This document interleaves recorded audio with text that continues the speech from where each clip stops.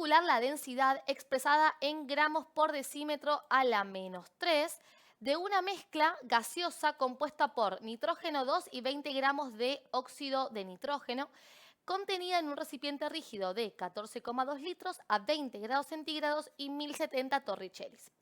Bueno, para arrancar reconocemos el tema. Este ejercicio trata sobre gases porque me habla de una mezcla gaseosa, me pide la densidad de esa mezcla gaseosa y aparte me da los datos de volumen, temperatura y presión, que son los datos típicos de un ejercicio de gases. Así que en primera instancia reconocemos el tema, gases. Copiemos datos. Nos pide calcular la densidad, o sea que densidad es la pregunta del ejercicio. Nos pide que esté medida en gramos por decímetro a la -3, que ahí anduve batallando para ponerle el menos. Recuerden que cuando la potencia de una unidad es negativa, quiere decir que esa unidad en realidad va al denominador, o sea, gramos sobre decímetro cúbico. Y también me parece interesante que recuerden que decímetro cúbico es equivalente a litro, o sea que la unidad de la densidad tiene que ser gramos sobre litro. De una mezcla gaseosa compuesta por nitrógeno 2, y que no sabemos cuánto hay porque dice compuesta por nitrógeno 2, o sea, no sabemos cuánto hay de ese gas, y por 20 gramos de ese óxido de nitrógeno. Contenía en un recipiente rígido tenemos un volumen de 14,2 litros, una temperatura de 25 grados centígrados y una presión de 1090 torricellis. Entonces, lo que yo quiero calcular es la densidad. Por ende, voy a arrancar planteando una fórmula que me ofrezca este dato. La densidad se calcula como la masa dividido el volumen. Como la densidad es de la mezcla gaseosa, cuando digo masa me estoy refiriendo a la masa total. Y digo masa total porque hay más de un gas. De hecho, hay dos, el nitrógeno y el óxido. Así que esta masa total va a ser la suma de las masas de nitrógeno 2 más la masa del óxido de nitrógeno, ¿sí? Y el volumen también es volumen total. Pero recuerden que en gases el volumen total es el volumen del recipiente y ese dato ya lo tenemos. O sea que lo único que nos quedaría por calcular es la masa total, meto esa masa en la fórmula de densidad y tengo el ejercicio resuelto. Ahora, cuando voy a calcular masa total, la masa del óxido la tengo, es esta, 20 gramos. Lo que me está faltando es la masa del nitrógeno. Así que como no tengo ese dato, digo, bueno, recurriré al resto de los datos que tengo a ver si puedo calcular esa masa. Y acá aparece volumen, temperatura, presión. Cada vez que tengo esa terna de datos, voy a pensar en plantear P por B igual a N por R por T. De pronto al principio no sabes para qué la estarías calculando, pero sabes que va a hacer falta pasar por ella porque esos datos se usan en esa fórmula. Entonces planteamos P por B igual a N por R por T. Al plantearla puedo ver para qué la puedo usar. Porque fíjense que presión lo tengo como dato. Ahora vamos a hacer pasaje de unidades, pero lo tengo como dato. El volumen también lo tengo como dato. Y también tengo la temperatura. Y recordemos que la R es una constante que la sabemos todos y aparte que la tenemos en los datos al principio del final. O sea que el único dato que no tengo de esta fórmula son los moles. N. Y estos moles, tengamos en cuenta que son los moles totales. Son los moles totales porque en la parte de presión voy a poner esta presión que es la presión del recipiente, o sea, la presión total. Y si esos moles son moles totales, los moles totales son la suma de los moles de ambos gases, o sea, los moles de nitrógeno 2 más los moles del óxido de nitrógeno. Entonces, digo, bueno, ¿me convendría plantear esta fórmula para hallar algo? Porque, repito, estos moles representarían a los moles totales. Y yo quería masa de nitrógeno 2, o sea, nada que ver. Pero sí tiene que ver, porque masa y moles están relacionados a través de la masa molar. Entonces, yo podría calcular los moles totales y teniendo los moles totales y calculando los moles del óxido, podríamos despejar los moles de nitrógeno. Y si tengo los moles de nitrógeno, estoy a un pasito de tener la masa de nitrógeno. Entonces, en primera instancia, quiero que vean cómo yo parto de la fórmula que me va a dar lo que quiero y empiezo a relacionar datos entre lo que me falta para esa fórmula y lo que tengo de datos de enunciado. Y voy construyendo el camino del ejercicio. Entonces, por lo pronto, si plantearon la fórmula de densidad Y luego se dieron cuenta que les faltaba la masa total y plantearon una fórmula para ella. Y se dieron cuenta que faltaba la masa de nitrógeno 2. Hasta ahí ya tengo un montón de camino resuelto. Ahora falta decir, bueno, con los datos que tengo, planteo esta fórmula para despejar moles totales y después veo cómo puedo continuar. ¿Sí? Pero para calcular esos moles totales necesitamos que las unidades de presión, volumen y temperatura sean las correctas. El volumen está en litros y eso es correcto. La temperatura va en Kelvin, así que le vamos a sumar 273 y esto me da 298 Kelvin. Y la presión en atmósferas. Recordemos que una atmósfera equivale a 760 torricellis. Así que para pasar de torricellis a atmósferas, pueden usar regla de 3. O si quieren, pueden hacer división. Dividen por 760. Y de esa forma pasan atmósferas de 1. Es equivalente a hacer la regla de 3. Cada uno elige su camino. Y esto me da 1,43 atmósferas. Así que, teniendo... Ay, denme un segundo que admito a 2 personitas. Ahí estamos. Muy bien. Así que teniendo la presión, el volumen y la temperatura en las unidades correctas, vamos a despejar moles. Si yo paso dividiendo R y T, esto me queda. Presión por volumen sobre R por T es igual a moles. Entonces reemplazo a la presión por 1,43 atmósferas. Al volumen por 14,2 litros. R es la constante de los gases ideales, que es 0,082 litro por atmósfera dividido Kelvin por mol. Y T es la temperatura, que era 298 Kelvin. Y esto es igual a los moles totales, o sea, los moles de nitrógeno más los moles del óxido. 1,43 por 14,2 dividido 0,082 por 298 Kelvin me da 0,831 moles. Tengamos en cuenta que acá atmósfera se me va con atmósfera, litro con litro, Kelvin con Kelvin, y la unidad que queda es la unidad de lo que acabo de despejar. Si esa simplificación no se dio correctamente es porque el despeje está mal hecho, ¿sí? Muchas veces me pasa que al despejar moles me escriben R por T dividido P por B. Atenti a ese error porque es re mega común. O sea, poner esto al revés, básicamente. Ojo, ojo con eso. Bueno, tengo los moles entonces, tengo los moles totales. Y ya dijimos que los moles totales son la suma de los moles de nitrógeno más los moles del óxido, o sea, los moles que componen la mezcla. Ese planteo lo hice por acá. Entonces, me vendría genial despejar los moles de nitrógeno, que es el dato que me falta para obtener masa total, dijimos. Tengo los moles totales, pero los moles del óxido no. Si se fijan, el dato que tengo sobre el óxido son estos 20 gramos. Pero de gramos a moles ya sabemos que tenemos un pasaje que es a través de la masa molar. Si yo tengo gramos y quiero pasar a moles, puedo dividir por la masa molar del compuesto. O hacer regla de 3, o plantear una fórmula, lo que hayas aprendido al respecto. Pero la masa molar del compuesto todavía no la tengo. Así que primero voy a calcular la masa molar del nitrógeno 2. Usando, por supuesto, la tabla periódica, ¿no? Tenemos la masa del nitrógeno, que serían 14 gramos mol,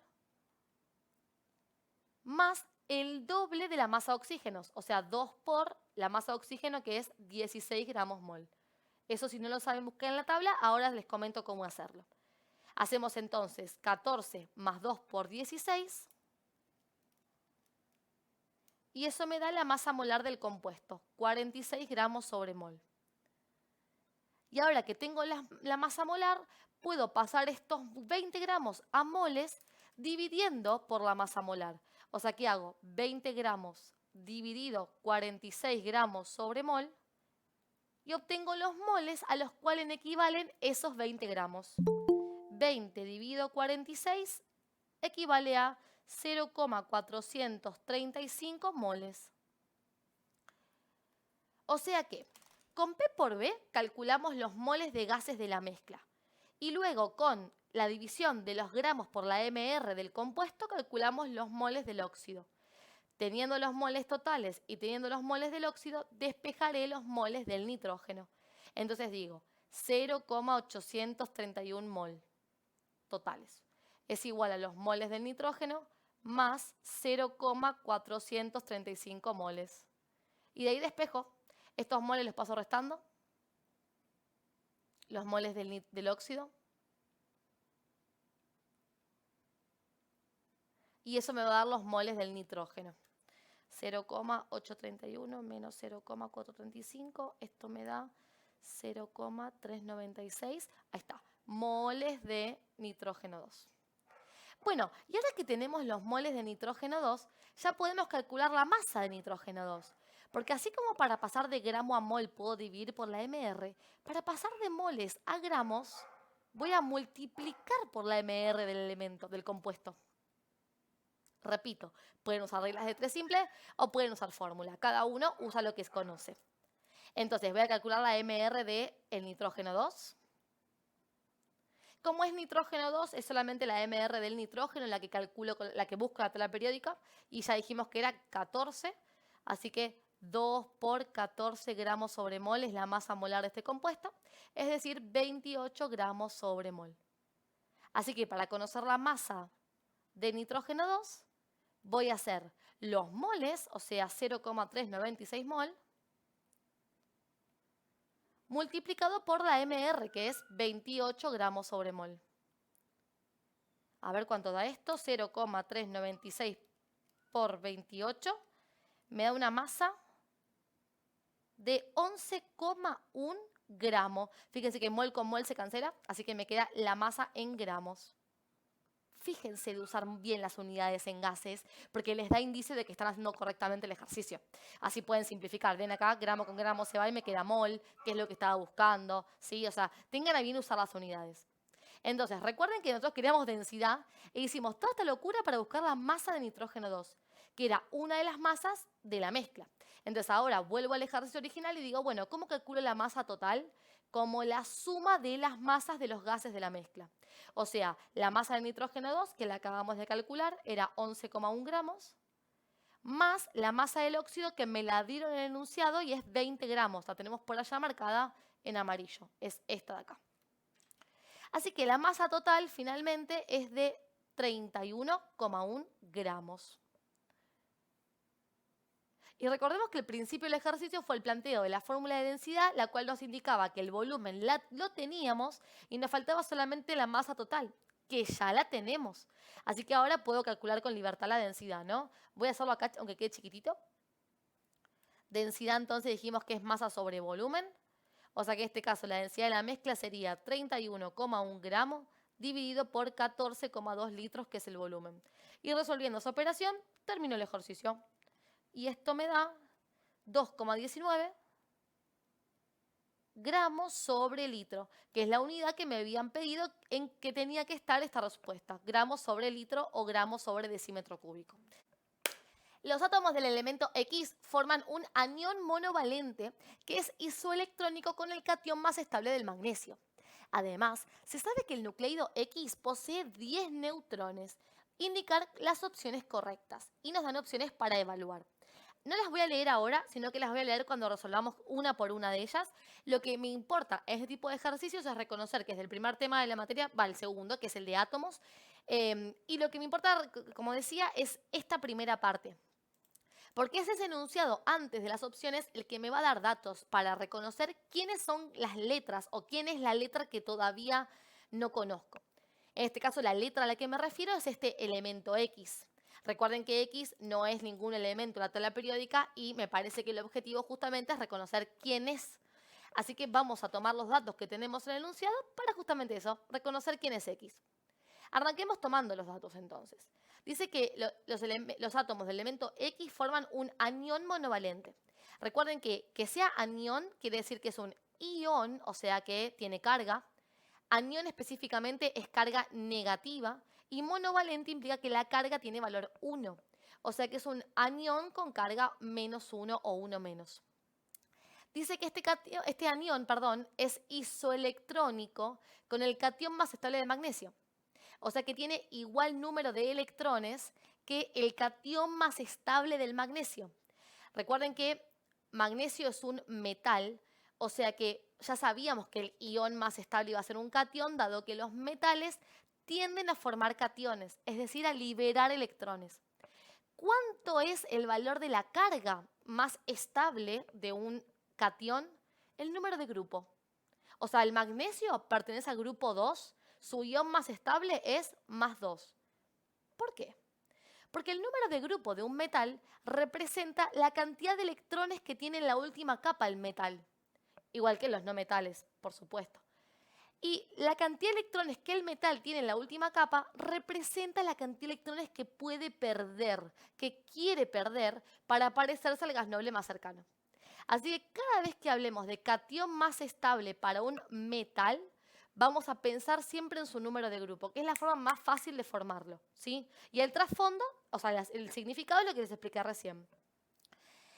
Y también, ¿qué más sabemos? Que el nucleido X posee 10 neutrones, o sea que este X tiene 10 neutrones. Bueno, con esto, en teoría, podríamos descubrir quién es X y poder responder cosas como su número másico, su configuración electrónica, su periodo, su grupo, etc. Entonces, comencemos por el dato principal y es que tiene igual cantidad de electrones X1 menos que magnesio más 2. ¿Por qué ese es el dato principal?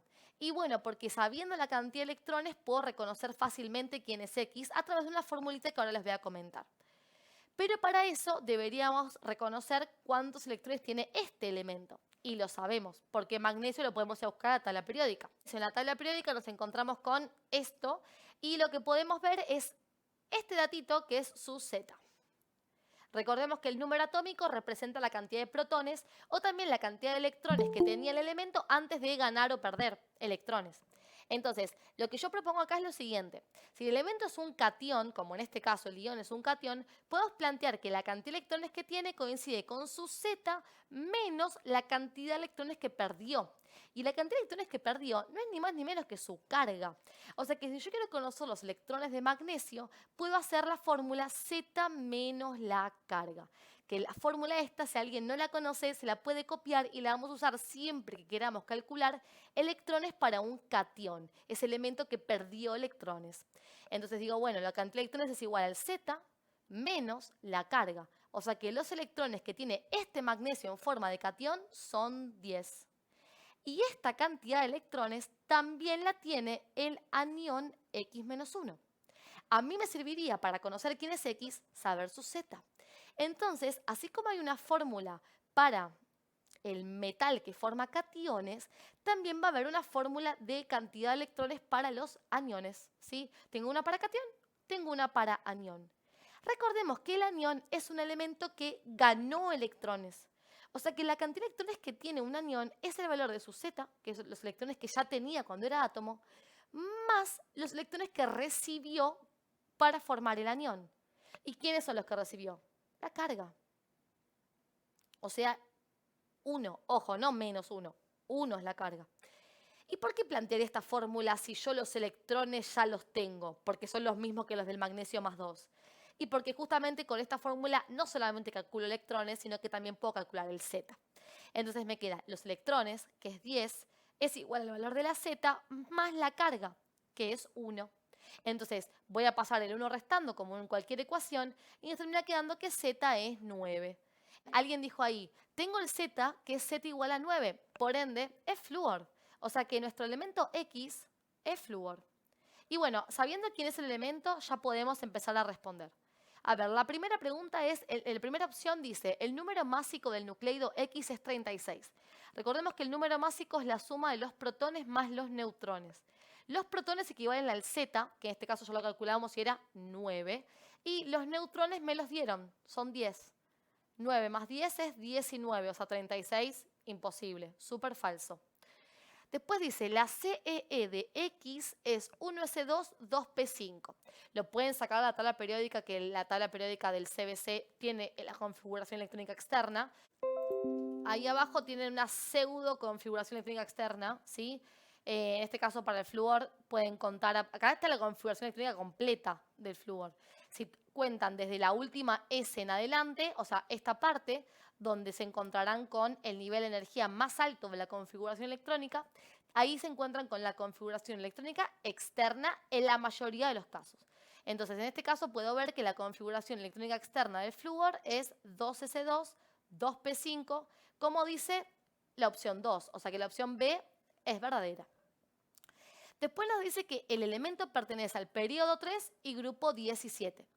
Si se fijan en la tabla, El grupo es la columna a la cual pertenece. Y efectivamente el grupo es el grupo 17. Pero si se fijan en el periodo no es el 3, es el 2. Esa es la fila. Y si no lo ven como la fila, también lo pueden ver con la configuración electrónica externa, porque fíjense que acá dice 2, 2. Eso representa, o sea, el nivel de energía más alto representa el número de grupo, el número de periodo, perdón. Así que tienen dos formas de visualizarlo, aunque intuyo que con la tabla periódica a mano vamos a mirar a qué fila pertenece el elemento, ¿no? Y ahí tenemos el número, el periodo. Así que lamentablemente está falsa porque el periodo 3 no pertenece, así que descartamos la opción C. Y la última dice el número másico del nucleido X es 19 y lo acabamos de calcular por acá, así que este es verdadero. Finalmente, en este ejercicio, la opción B y D son las verdaderas. Dice, se hacen reaccionar 21,2 gramos de óxido de plomo que contiene 21% de impurezas inertes con 210 mililitros de solución de ácido clorhídrico 1,20 molar, según la siguiente reacción, y nos da la reacción química que está formada por reactivos y productos. El rendimiento de la reacción es del 80%. Calcular la presión que ejerce el gas producido si se lo recoge en un recipiente rígido de 1,18 litros a una temperatura constante de 20 grados centígrados. A ver, para arrancar vamos a tener que tomar datos. Este es un ejercicio de estequiometría. Me doy cuenta porque me hablan sobre reactivos y sobre productos y me dan la reacción química. Entonces, para anotar los datos nos conviene separar en reactivos y productos. Es importante que podamos tomar datos correctamente para que el ejercicio sea fácil de hacer. Así que es más larga la toma de datos en este ejercicio que la resolución, probablemente. Y les puedo explicar por qué o a qué me refiero. Arranca diciendo el ejercicio que tenemos 21,2 gramos del óxido de plomo y que contiene 21% de impurezas inertes. Impurezas inertes son justamente impurezas que tiene esa muestra, esos 21,2 gramos de plomo, de óxido de plomo, que no va a participar de la reacción, por eso inertes, que no reaccionan, significa. O sea que para este óxido de plomo sé que tengo un total de 21,2 gramos, pero que hay un 21% que no va a servir, que no va a ser parte de la estequiometría.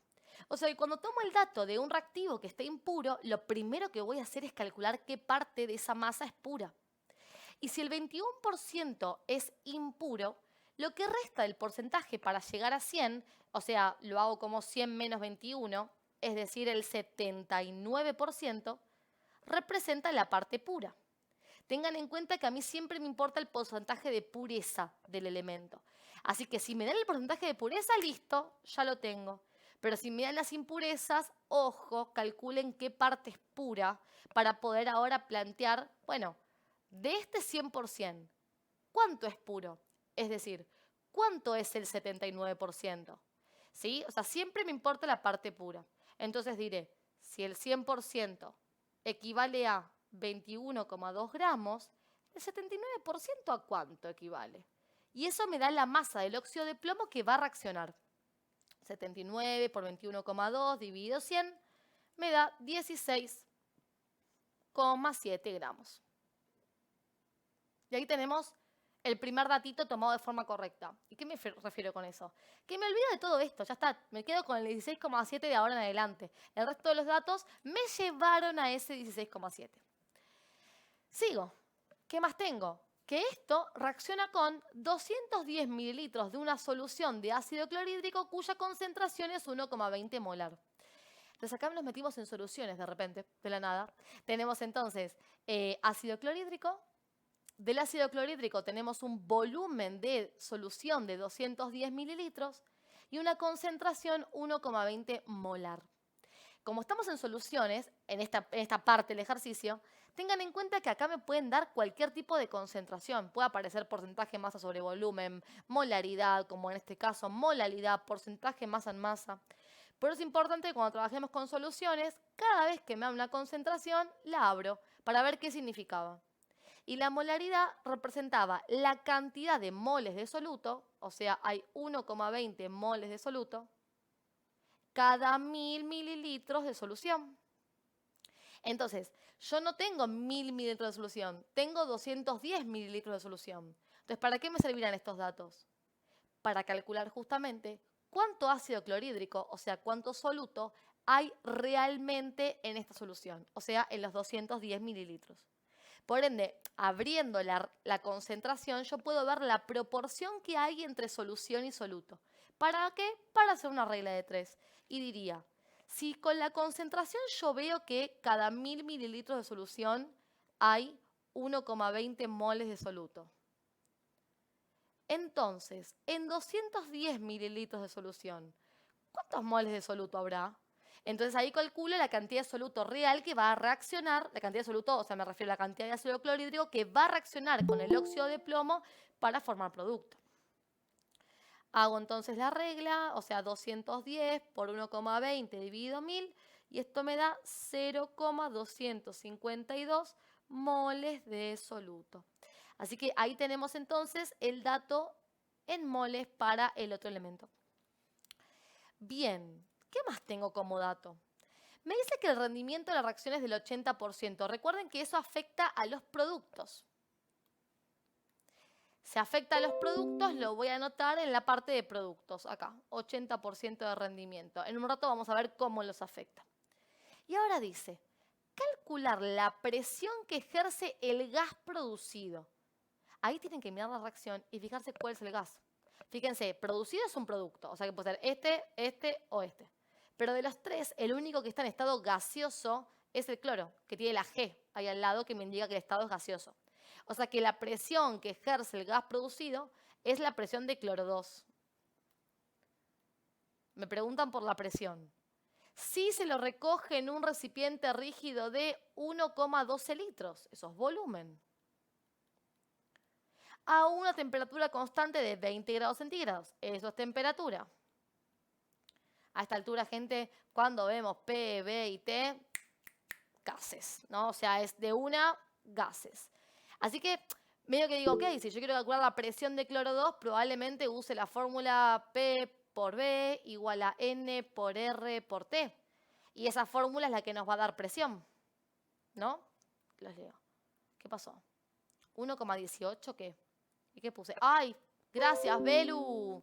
Miren, ya me equivoqué. Ahí. Gracias. Entonces, estaba diciendo sí, gracias, Belu, gracias. Estaba diciendo entonces que cuando tenemos P, B y T, lo más probable es que queramos plantear P por B igual a N por R por T, como les comentaba en el primer ejercicio que hicimos. Ahora, la idea es calcular presión, o sea que tengo acá para calcular presión, si despejo presión me queda N por R por T dividido volumen, ¿no? Pasa el volumen dividiendo. Y R, por supuesto que lo tenemos, pues es constante, temperatura lo tenemos, hay que pasarlo a Kelvin, así que si le sumo 273 nos queda una temperatura de 293 Kelvin. El volumen lo tenemos porque me lo dieron como dato. Lo que no estamos teniendo son los moles del gas. Y ahí es donde entra estequiometría a jugar acá.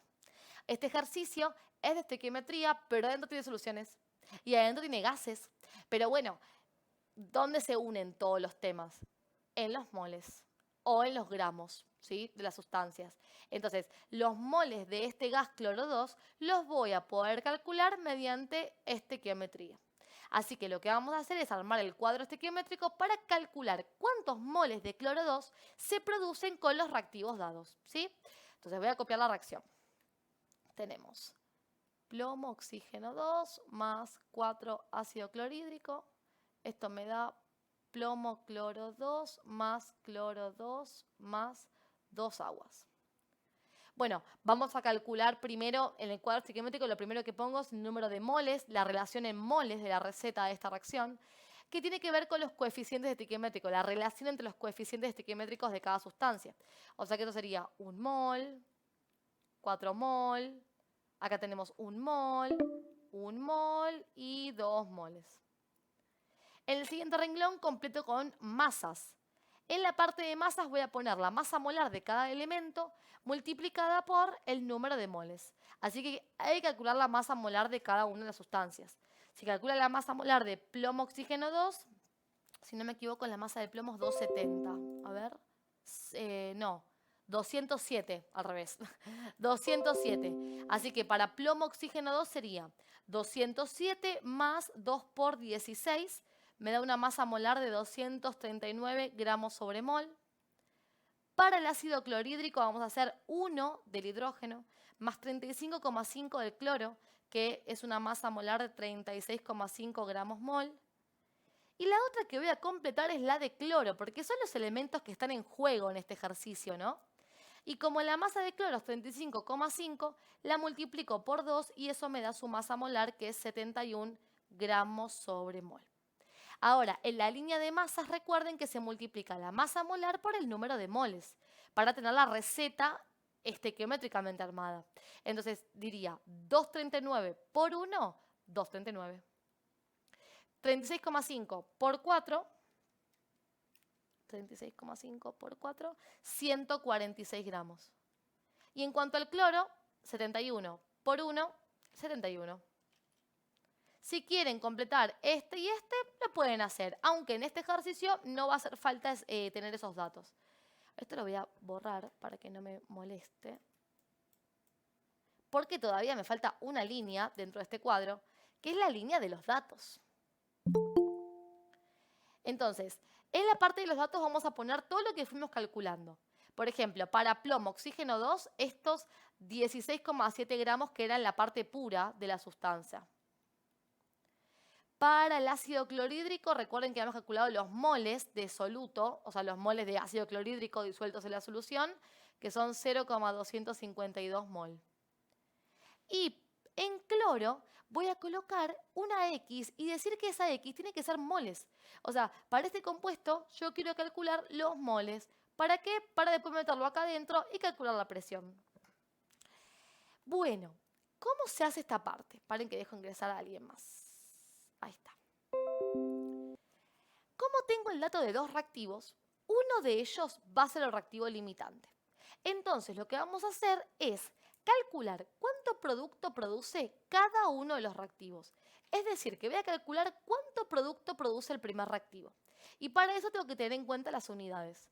Como esto está en gramos, de las reglas estequiométricas me conviene usar la receta en gramos. Y como de acá quiero moles, me conviene usar la unidad mol de la receta para este compuesto. Entonces, fíjense que entre lo seleccionado en amarillo me quedó armada en la regla de 3, que se lee como: si con 239 gramos del óxido de plomo se puede producir un mol de cloro 2, entonces con 16,7 gramos del óxido de plomo, ¿cuántos moles de cloro 2 se pueden producir? Y ahí hago 16,7 multiplicado por 1 dividido por 239. Y esto me da 0,0699 moles de cloro 2. O sea que esta es la cantidad de cloro que puede producir el óxido de plomo al consumirse completo. Lo mismo voy a hacer ahora, pero con el ácido clorhídrico. Voy a calcular cuántos moles de cloro 2 produce el segundo reactivo. Porque si él produce menos, entonces es el reactivo limitante. Pero si él produce más, el reactivo limitante es el óxido de plomo. Y si no me siguieron esta, banquen un segundo y ahora se los vuelvo a contar. Entonces, armo la segunda regla y digo, bueno, en este caso el dato del ácido clorhídrico está en moles. Así que me convendría usar el dato estequiométrico de moles para esa molécula. Y como el cloro lo quiero en moles, conviene seguir utilizando los moles de cloro estequiométricos. Así que la regla de 3 entre el ácido clorhídrico y el cloro se leería como: si 4 moles del ácido clorhídrico pueden producir un mol de cloro 2, entonces 0,252 moles del ácido clorhídrico, ¿cuántos moles de cloro 2 produce? Y bueno, resolviendo la regla de 3, me da que el ácido clorhídrico podría producir 0,063 moles de cloro. Bueno, entonces, volviendo a lo que dije antes, ¿qué estoy obteniendo? Estoy diciendo que si el óxido se consumiera completo, podría producir esto. Y si el ácido clorhídrico se consumiera completo, podría producir esto. Ahora, ¿qué pasa? El que produce menos producto es el reactivo limitante. ¿Por qué? Porque es el que se consume primero. Fíjense que esto es menos producto que este. O sea, este no se va a poder obtener. ¿Por qué? Porque en el momento en que se produzca esta cantidad de moles de cloro, que es más chica que esta, cabe recalcar, el ácido clorhídrico se va a consumir por completo. O sea, no va a haber más ácido clorhídrico para combinar con óxido. Y por mucho que el óxido quiera producir un pelín más de producto, no va a poder porque se quedó sin ácido clorhídrico. Entonces, esta es una gran forma de reconocer reactivo limitante y reactivo en exceso. ¿Por qué digo gran forma? Porque primero que me reconoce reactivo limitante y reactivo en exceso de una forma más o menos fácil.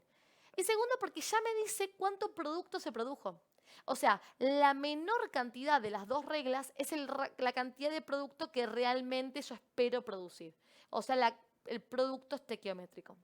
Entonces, esto representa el 100% de producto que yo esperaba obtener. ¿Y por qué digo yo esperaba obtener y esperaba? ¿Por qué hablo de esperar? Porque hay, entre otras cosas, en juego, aparte de lo del reactivo limitante, que es, repito, es aquel que produce menos producto, o sea, el ácido clorhídrico es reactivo limitante y este es reactivo en exceso. Aparte de tener en cuenta eso, tengo que tener en cuenta que está el rendimiento en juego.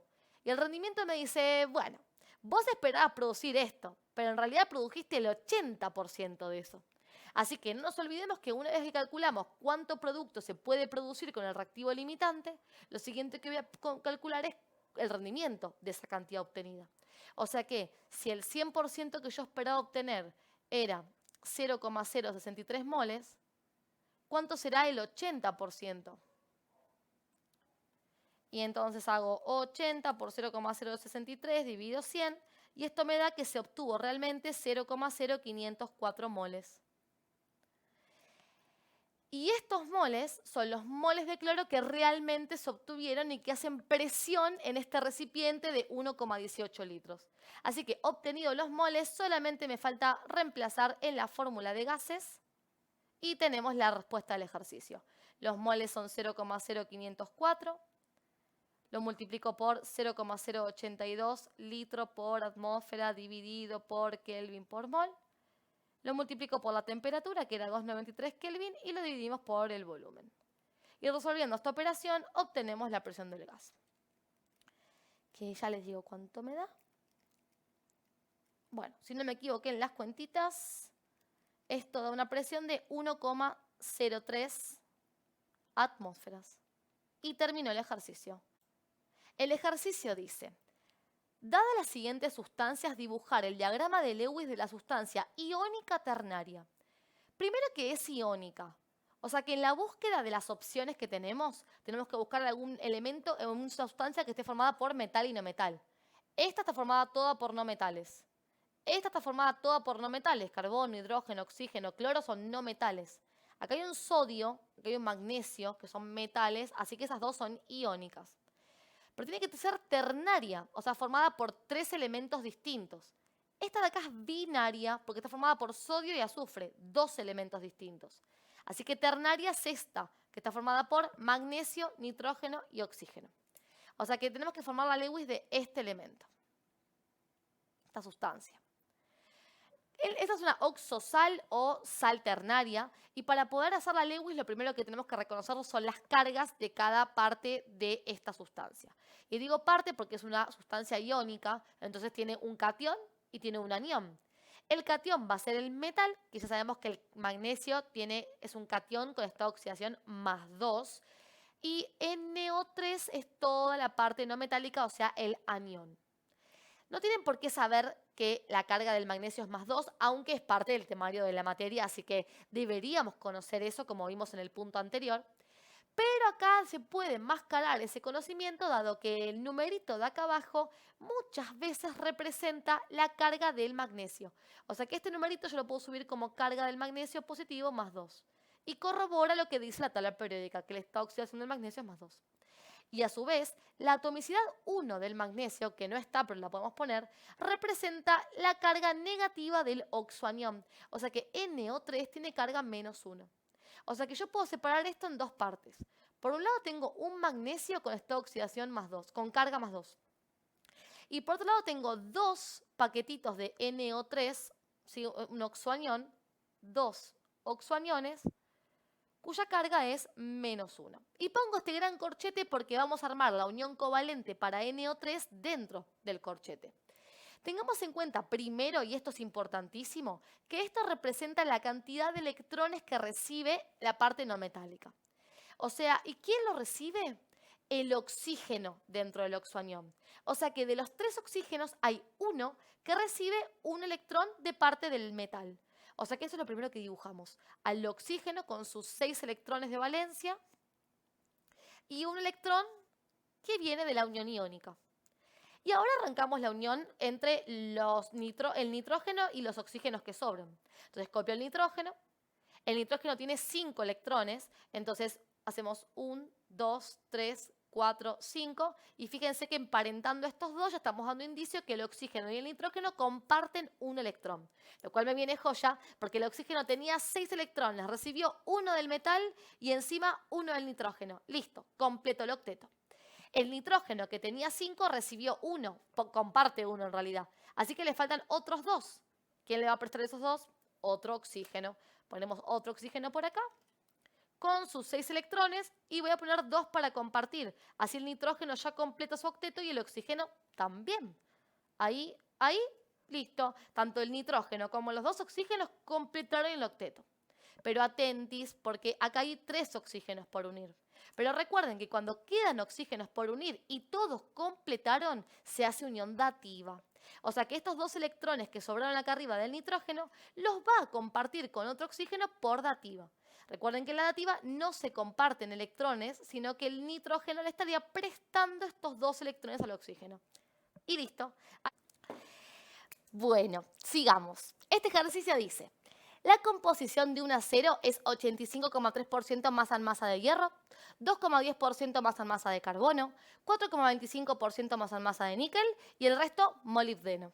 Su densidad es 7,81 gramos sobre centímetro cúbico. Calcular la masa de molibdeno expresada en kilogramos contenida en un objeto de esta aleación cuyo volumen es de 2,30 litros. La aleación es el acero, para quien no lo sabe, acero, bronce, aleaciones, o sea, mezcla de metales. Bueno, a ver, ¿qué tema es? Y ya me están hablando de porcentajes, me dice porcentaje, todos son porcentajes masa en masa, me habla de composición, así que este tema es composición centesimal. Pasemos a copiar los datos. Tenemos acero. El acero está constituido de la siguiente forma. Un 85,3% es hierro. Después, un 2,10% es carbono. También tenemos un 4,25% de níquel. Y finalmente, el resto es molibdeno, dice el ejercicio. Ahora, ¿qué es el resto? Bueno, la suma de todos los porcentajes de una mezcla tiene que dar 100%. O sea que el otro porcentaje que me resta calcular es lo que le falta a la suma de todos estos para llegar a 100.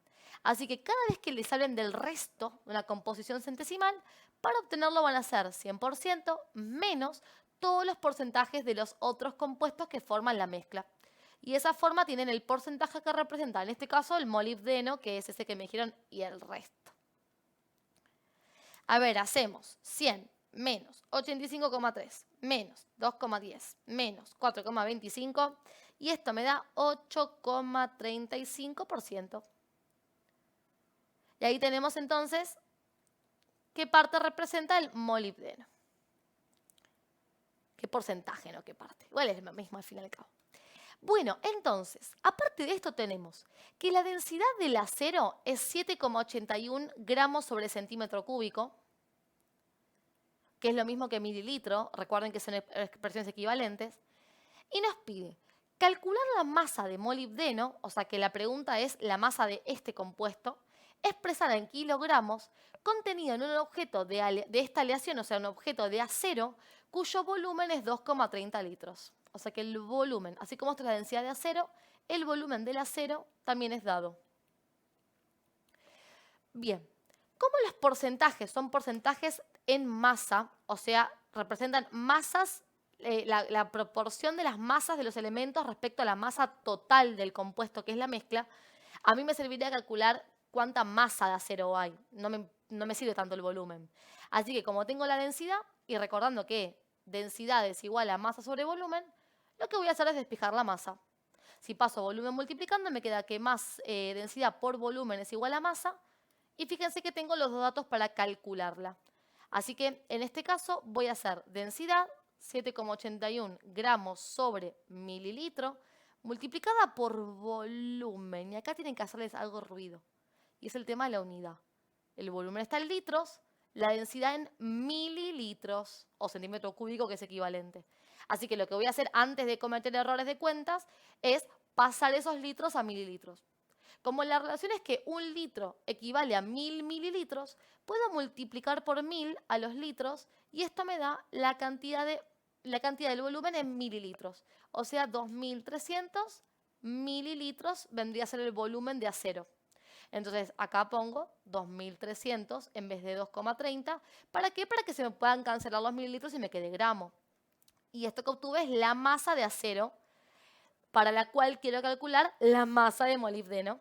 Entonces digo 7,81 por 2300 y esto me da 17.963 gramos.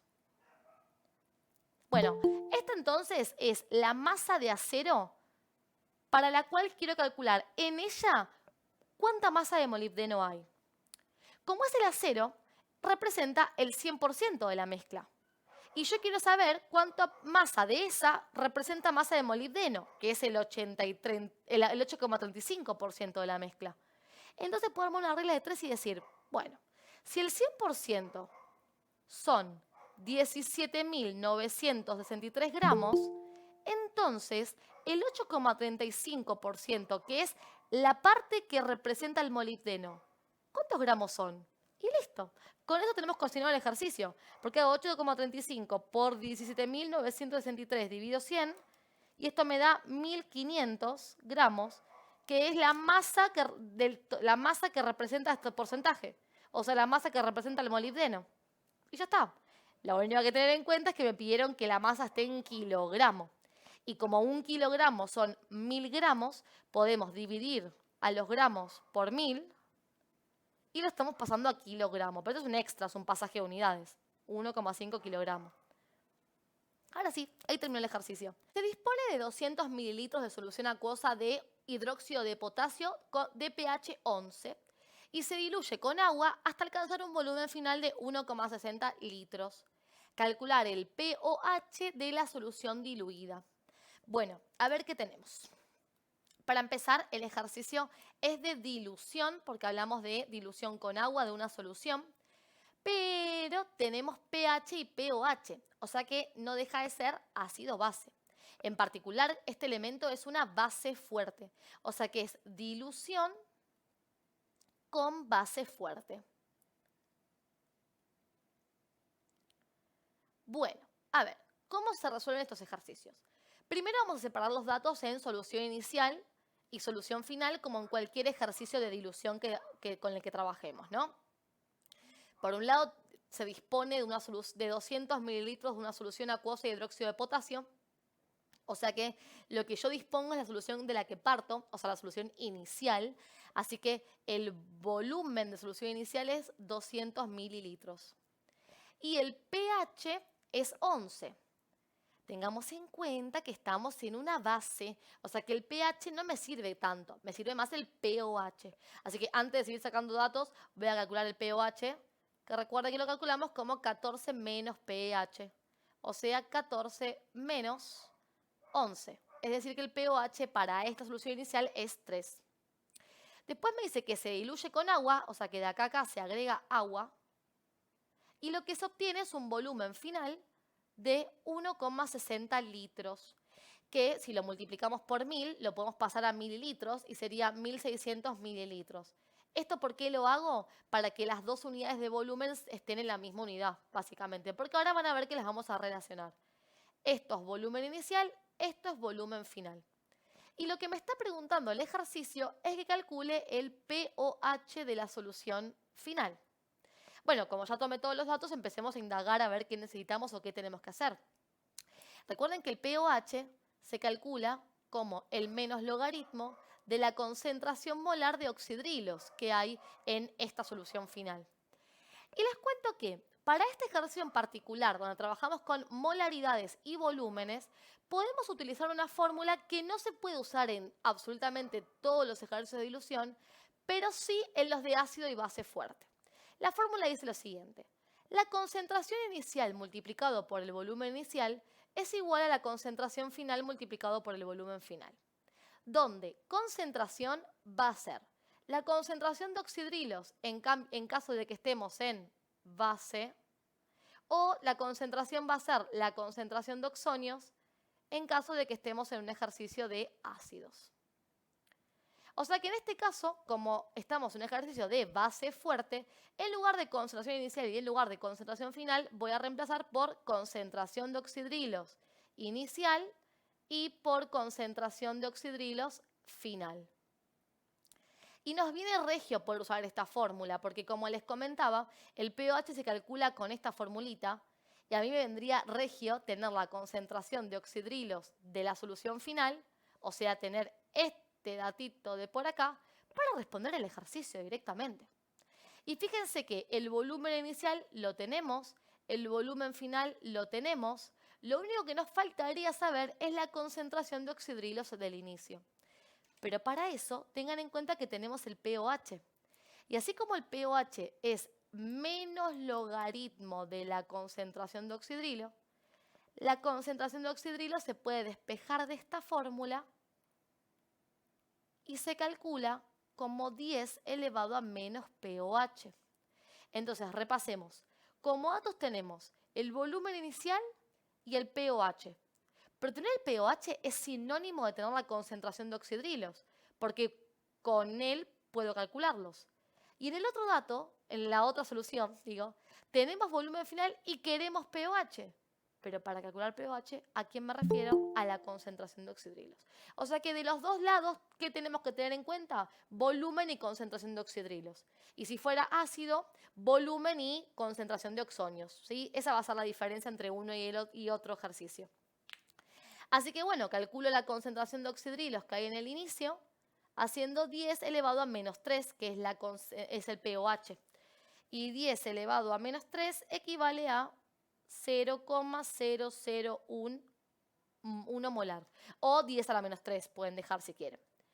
Bueno, ahora entonces que tenemos la mayoría de los datos, ya va todos los datos excepto la concentración de oxidrilos, me puedo poner a reemplazar.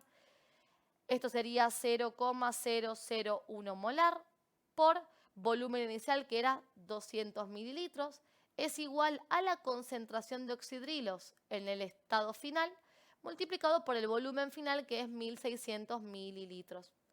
Paso dividiendo el 1600 y tengo la concentración de oxidrilos que hay en el final.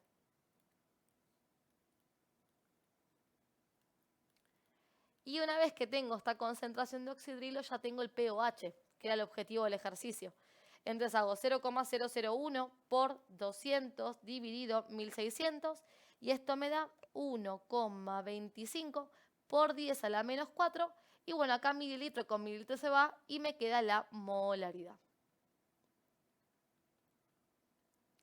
Y bueno, ahora que tenemos la concentración molar de los oxidrilos, ya me puedo volver a la fórmula de pOH, que la reemplazaré y tengo la respuesta al ejercicio. Entonces, este paso a paso y esta fórmula es súper útil en dilución, pero ojo, de ácido-base. Me da menos logaritmo en base 10 de 1,25 por 10 a la menos 4, 3,90. Y ahí terminó el ejercicio. La masa molar de XN es 124 gramos sobre mol. Sabiendo que un átomo de X tiene una masa de 5,15 por 10 a la menos 23 gramos, acá me faltó poner el exponencial. Esperen que vamos a poner el superíndice, ahí está. Si sabemos, dice, sabiendo que un átomo de X tiene una masa de 5,15 por 10 a la menos 23 gramos, determinar el valor de N. Chicos, ¿quién es N? La atomicidad de X en la molécula XN, o la sustancia XN, no sé si es molécula. Así que vamos a tomar datos. Primero que la masa molar de XN es 124 gramos sobre mol. Después me dice, esta parte es re importante, dice un átomo de X tiene una masa de 5,15 por 10 a la menos 23 gramos. ¿Por qué os digo que es re importante? Porque ese dato es muy común en enunciados de temas como este, que el tema es magnitudes atómico-moleculares, y es muy común ese dato porque me permite calcular la masa molar de X. Lo voy a anotar y les muestro cómo calcularlo. Me dice que un átomo de X tiene una masa de 5,15 por 10 a la menos 23 gramos. Recordemos que la masa molar de un elemento es la masa de 6,02 por 10 a la 23 átomos de ese elemento. O sea que si yo conozco esta proporción, puedo hacer una regla de 3 para saber qué masa ocupa el número de Avogadro. O sea que voy a decir, si un átomo tiene una masa de 5,15 por 10 a la menos 23 gramos, entonces 6,02 por 10 a la 23 átomos, ¿qué masa tiene? Y eso que me va a dar acá es la masa de esta cantidad de átomos. Y recuerden que por teoría esa masa es la masa molar del compuesto. O sea que con esto voy a tener la masa molar de X. ¿Sí? Siempre que les den la masa a un átomo, recuerden que se usa para esto. Y esta es la forma de calcularlo. Hago entonces 6,02 por 10 a la 23 por 5,15 por 10 a la menos 23 dividido 1. Y esto me da 31 gramos. ¿De qué me va a servir la masa molar de X? Y nos concluye el ejercicio. Porque yo conocía la masa molar de XN. ¿Y qué es la masa molar de XN? Es la masa molar de X multiplicada por la cantidad de X que hay en la molécula, que justamente es N. Entonces, vamos a hacer un ejemplo por si alguien se me perdió. Supónganse que tengo O2, ¿no? En vez de XN, O2. ¿Cómo calculo la masa molar? Haciendo la masa molar del oxígeno multiplicado por este número, por el 2. Bueno, eso es lo que escribí, ¿ven? La masa molar de X, que no sabemos quién es, pero sabemos que vale 31, esa masa molar, multiplicado por 2, por N, que es la cantidad, que todavía no sabemos cuánto vale tampoco, la cantidad de X que hay en esta molécula. Entonces, planteando la formulación de la masa molar para XN, voy a poder despejar N sin problema, porque yo ya sé que la masa molar de X es 31 gramos mol. Entonces voy a poner acá 31 gramos mol por N es igual a 124 gramos sobre mol. Y paso dividiendo el 31 gramos sobre mol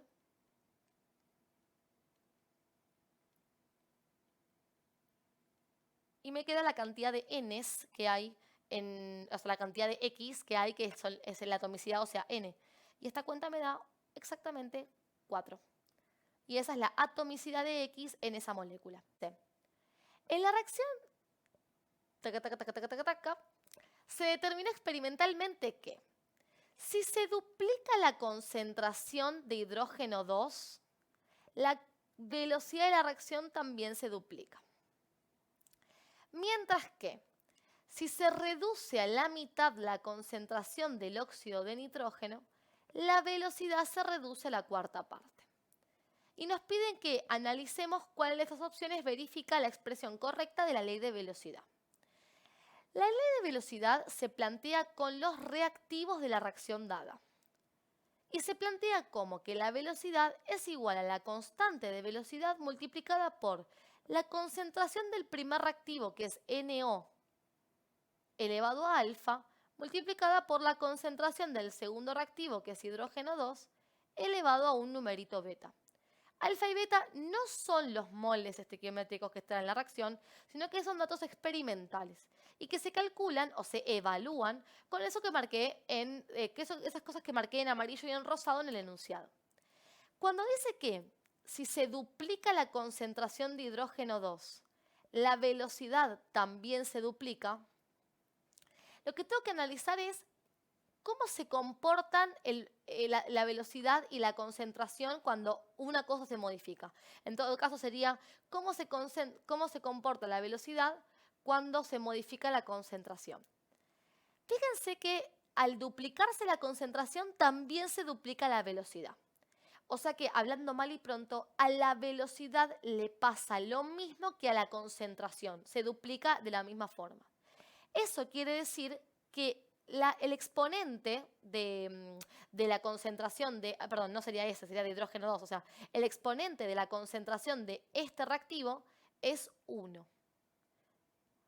Dice, si se reduce a la mitad la concentración de NO, o sea que si es 1/2 de NO, o sea, NO se reduce a la mitad significa que se divide por 2 o se multiplica por 1/2, la velocidad se reduce a la cuarta parte. Reducirse a la cuarta parte significa que la velocidad pasa a ser 1/4 de lo que era originalmente. Entonces, fíjense que acá no les pasa exactamente lo mismo. De hecho, si se ponen a pensar bien, en función de potencias, 1/2 elevado a cuánto me da 1/4. Eso es lo que tengo que pensar. De hecho, el anterior también. 2 elevado a cuánto me da 2. Esa es la pregunta. O sea, ustedes se fijan qué le pasa a una cosa y qué le pasa a la otra, y se preguntan qué le pasa al número de la concentración para que dé lo que le pasó a la velocidad. Eso vendría a ser la idea. Y fíjense que acá beta tiene que ser 1, porque únicamente 2 elevado a 1 va a dar 2. Pero acá yo quiero saber a qué debo elevar 1/2 para que me dé 1/4. Y piensen que debería elevarlo a la 2. Porque 1/2 a la 2 es 1 a la 2 sobre 2 a la 2. 1 a la 2 es 1. 2 a la 2 es 4. Y fíjense entonces que 1/2 elevado a la 2 da 1/4. Eso implica que el alfa es 2. Entonces, el exponente de NO sería 2. El exponente de hidrógeno 2 es 1 por los datos tomados del enunciado.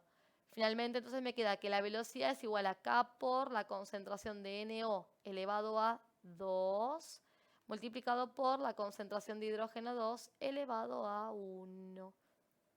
Y listo. Dice, se dispone de 250 gramos de solución acuosa de cloruro de potasio de concentración 0,520% masa sobre volumen y densidad 1,10 gramos sobre mililitros. Se le agregan 650 centímetros cúbicos de agua, cuya densidad es 1 gramo sobre mililitros. Y nos piden calcular la concentración de la solución diluida expresada en porcentaje masa en masa. Es un ejercicio de dilución. El agregado de agua es un gran indicador de eso, la verdad. Entonces vamos a separar en solución inicial, que es la solución concentrada, la solución de la cual parto, de la cual dispongo, y solución final, que es a la que quiero llegar, la que se llega luego del agregado de agua.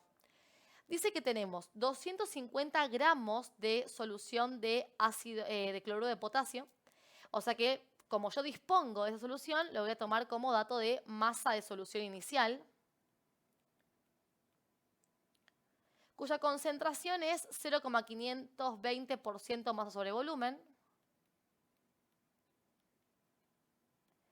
que recordemos que eso significaba que hay 0,520 gramos de soluto por cada 100 mililitros de solución.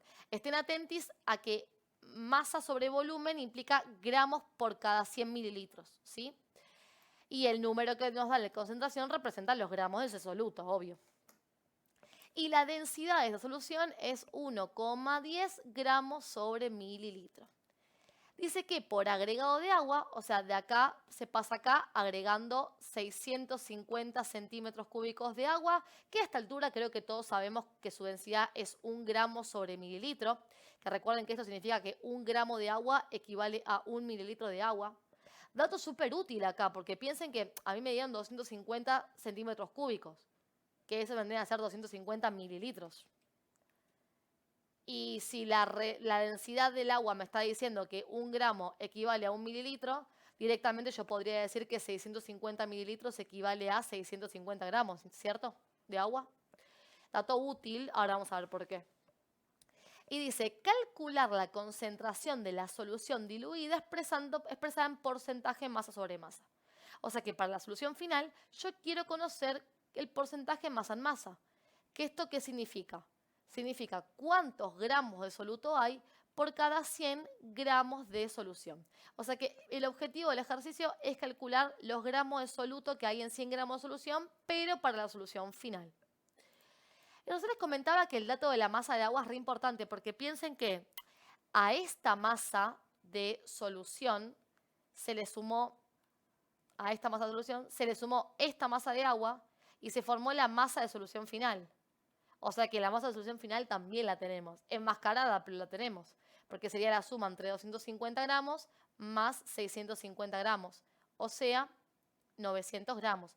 O sea que en general, en la solución que es la incógnita, algún dato vamos a tener. El dato real o el dato de concentración, pero algo vamos a tener. En este caso lo teníamos, pero teníamos que lograrlo mediante la suma de las masas de la solución y del agua agregada.